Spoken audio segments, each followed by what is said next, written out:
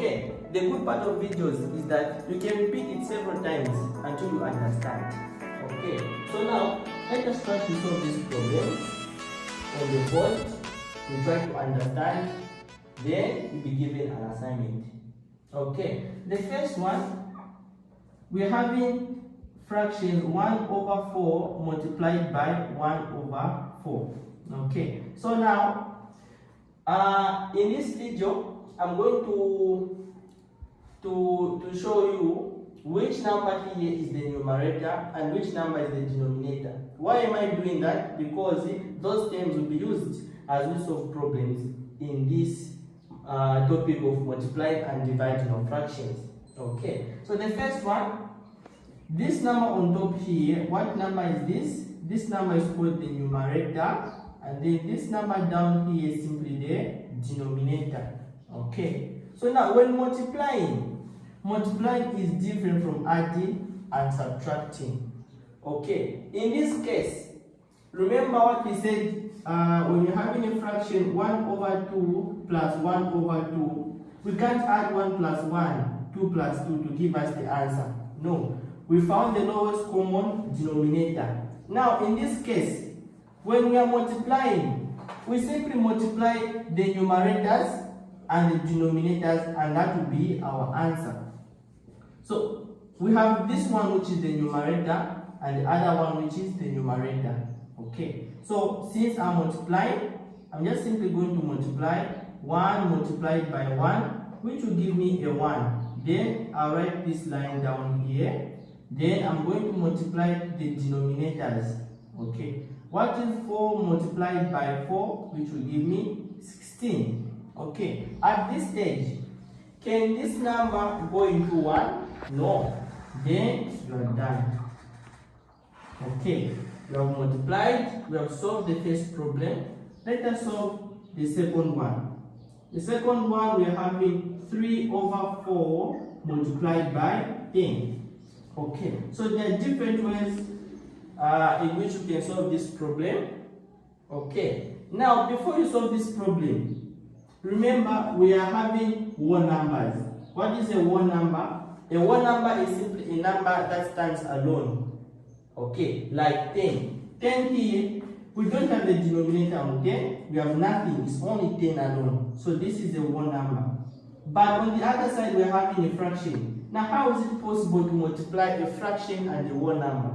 Okay, well, it's very simple. The first thing, you're going to change a whole number into a fraction. Okay, now, how can we do that? Remember, every number has a denominator 1. Okay, so even 10 here, even if 10 is standing alone, 10 has a denominator 1. Once you do that, now you're having two fractions. Okay, we are having 3 over 4 multiplied by 10 over 4. We simply do the same thing as we answered the first example. Okay, I'll multiply 3 times 10, which will give me 30, over 4 multiplied by 1 will give me 4.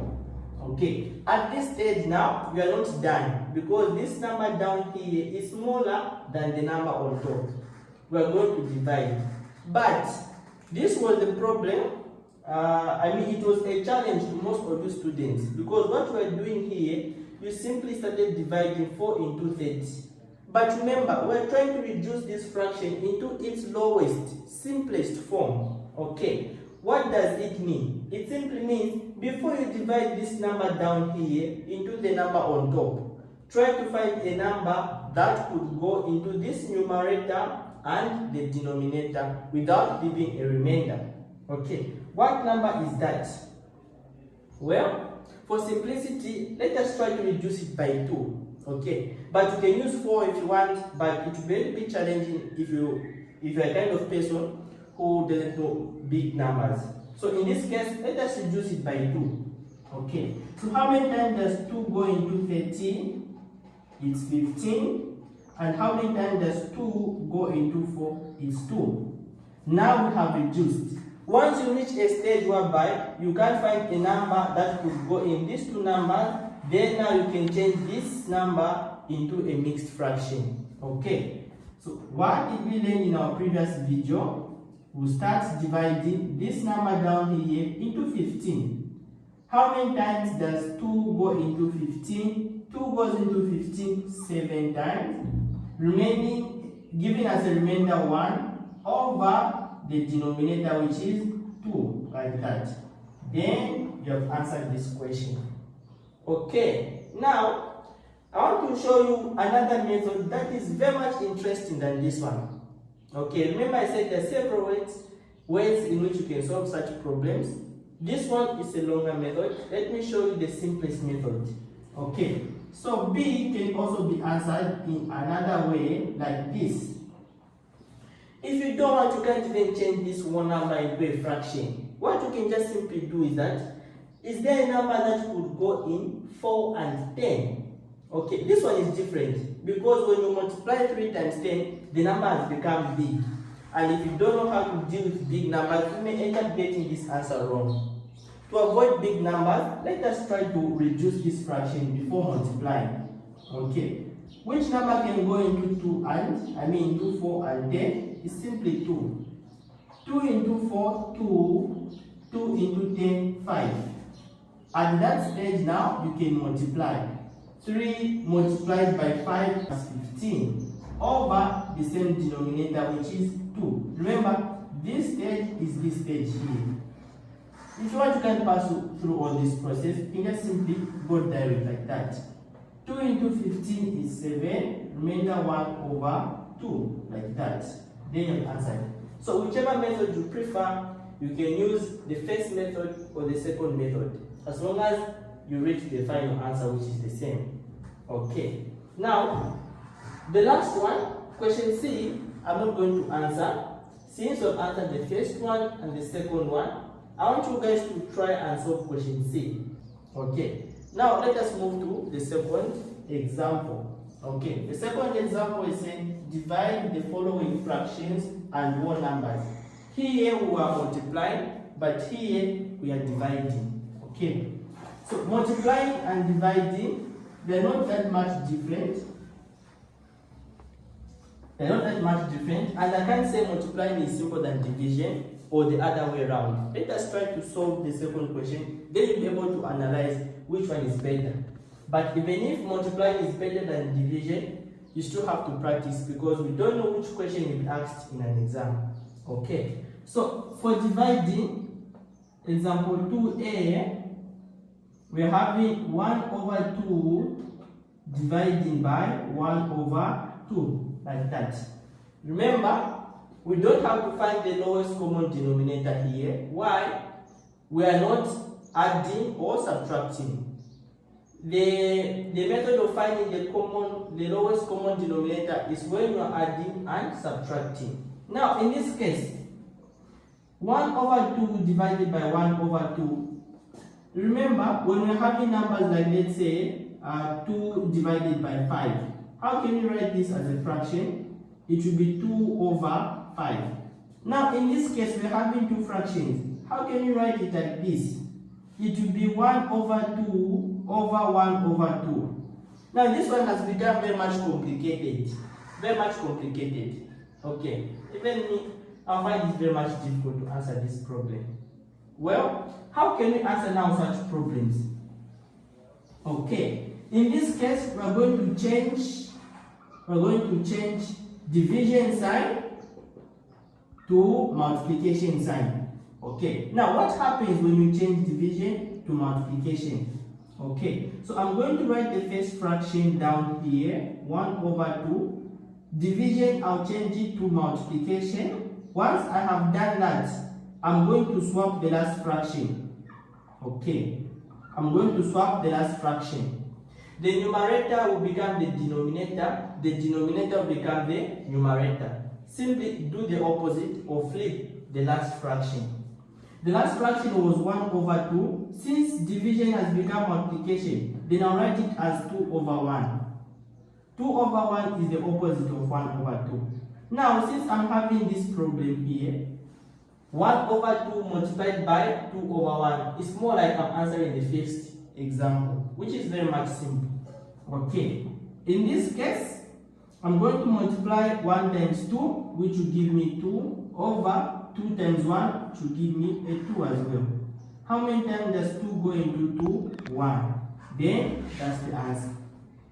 Or others can solve this problem as 2 into 2, 1, 2 into 2, 1, like that. Then to multiply 1 times 1, 1, over 1 times 1, 1. 1 into 1, 1. Okay. So both methods, they are both good. I don't know which one you feel comfortable with. Okay. Let us solve the second example. Let us solve the second example. Okay. The second example, we are having 3 over 4 divided by 12, like that. Okay. So in this case, it's more like I'm solving this one, but instead of having multiplication, we are having division. Remember, we're going to change division to multiplication. Okay, so the first fraction won't be affected. 3 over 4, division will change to multiplication. Now, I guess you're wondering, now since 12 is a whole number, how am I going to swap? Remember what I said? I said every number has a denominator 1. So always remember to change the whole number into a fraction by introducing a 1. After doing that, we are going to swap. I'm going to swap. What is the opposite of 12 over 1? It's 1 over 12. Then I'll multiply 3 times 1 to give me 3 over 4 times 12. Okay, 4 times 12. At this stage, I'm going to divide 3 in either 4 and 12. Okay, 3 into 3, 1. 3 can't go in 4, but 3 can go in 12. How many times? 4 times. What number am I left with on top? 1 over what number am I having down here? 4 and 4. Multiply it by each other. What is 4 times 4? 16. Remember, in the first example we said 16 can't go into 4. Then this makes our final answer. Okay. Now, let us solve the last example. Question C is very much interesting. How can we solve such problems? Okay, I'm having 6 2 over 3 divided by 2 over 5. Okay, here you don't have to go direct. Why? We have learned that the first thing we have to change a mixed fraction into either an improper or a proper fraction. Okay, how do we do that? We multiply 6 by 3 plus 2, then we maintain the denominator. Okay, so I'll maintain the denominator 3, then I'm going to say, what is 6 times 3? 18. 18 plus 2, 20. Divided by 2 over 5. Remember, we're having a division. We have to change a division into multiplication. Then we swap the last fraction. Okay, so the first fraction won't be affected. 20 over 3. Division will change to multiplication. Then I'll swap. It will become 5 over 2. Like that. At this stage, I want to say if I multiply 20 by 5, the number will become very much big. Then I won't be able to divide nicely. For me to avoid that, I'm going to check this line down here. 20 is opposite to 2. Okay, I can divide these two. How many times does 2 go into 2? 1. How many times does 2 go into 20? 10.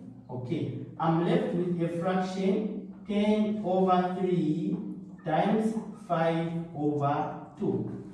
Okay, I have made things very simple. Sorry, say one. I have made things very simple. At this stage now, I can multiply. Okay, what is 10 times 5? 10 times 5 will simply give me 50 over 3, like that. Now, at this stage, remember what I said. If you don't know how to divide 50 over 3, just leave it the way it is. You won't be denied marks. But since the answer on the question paper in an exam will be in form of a mixed fraction, you can try to divide this one. Okay. How many times does 3 go into 50? Okay, let me show you the easiest way. I'm going to divide 3 into 5.